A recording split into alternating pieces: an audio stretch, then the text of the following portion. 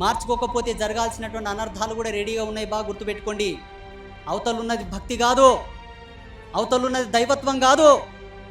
అవతల భక్తి ఉంటే, దైవత్వం ఉంటే పాకిస్తాన్లో ఉన్న మన గుడులు ఎక్కడ పోయా? పాకిస్తాన్లో ఉన్న మన హిందువులు ఎక్కడ పోయిరి?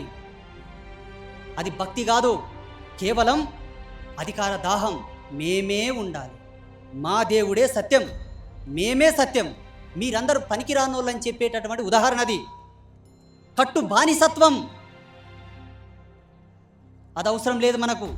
ఎస్, నీవు ఎల్లమ్మ తల్లి గొయ్, 100 యాటలు వస్తావు కొయ్, కోటమాసమ్మ గొయ్, గజలమ్మ గొయ్, లేరా నీ ధర్మంలో కోసుక తినికే దేవుళ్ళు ఎన్ని వస్తావు కొయ్. ఎల్లమ్మ తల్లి అంటే ఎవరు? పచ్చికుండలో నీళ్లు తెచ్చి శివాభిషేకం చేసిన మహాపతివ్రత. అటువంటి తల్లిని కాలదాన్ని ఏమి సత్యంగా అనిపించిందని పోతున్నారు మీరు. ఏది పవిత్రత అంటే?